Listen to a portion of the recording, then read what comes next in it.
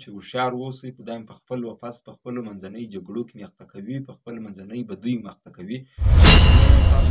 نن چې په چمن کې کیپټن خالق راګرځول سوی، سبا بیا دا رقم هغه به د ځانه سره داسې دغه تایه تړي چې هغه به د اصلي او د بله ښه سره راوځي.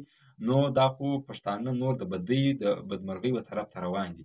تر ټولو د مخه مې هم دا پوسټ کړی چې دا د ریاست یو پلان دی چې سهار د الیکشن سیټ د یوه دپاره اعلان کړي، ماښام یې بیا د هغه څه واخلي د بل دپاره اعلان کړي، بېرته هغه سیټ یو سیټ په 4-5 باندې ګټي، بېرته په 4-5 باندې پوي. نو ستاسو جنګ یو د بل سره نه دی، ستاسو جنګ پر الیکشن باندې نه دی، ریاست تاسو سره جنګوي.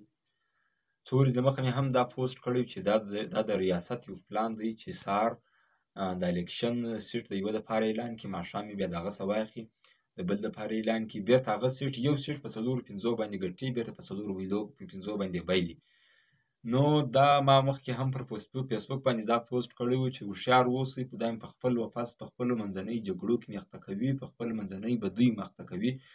نو تاسو یو وار ټول پښتانه سئ، د ریاست په ډاګه مقابله وکړئ، د هغه ما بعد بیا که الیکشن کوئ که هر څه کوئ. نو د هغه سره په ثبوت په توګه به زه تاسو ته راوړم چې دا د امریکې یو پلان دی چې د دوی میډیاوي په خپله وایي، د ریاست میډیاوي چې دا پلان امریکې شروع کړی دی. نو ریاست خو کار کوي د امریکې دپاره. نو اوس دا د دې څه دا ښکاره کېږي، د یوه سهار واخلي، هغه ته خلک مبارکۍ دپاره روانې، بیا یو بل ته ورکړي. نو دا په خپل واپس کې دا پښتانه سره جنګوي، بیا به دغه بدۍ د خپل منځنۍ اختلافات وي، بیا به اپریشنان وي، بیا به نورې جګړې وي. نن چې په چمن کې کیپټن خالق راګرځول سوی، سبا بیا دا رقم هغه به د ځانه سره داسې دغه تایه تړي چې هغه به د اصلي او د بله ښه سره راوځي.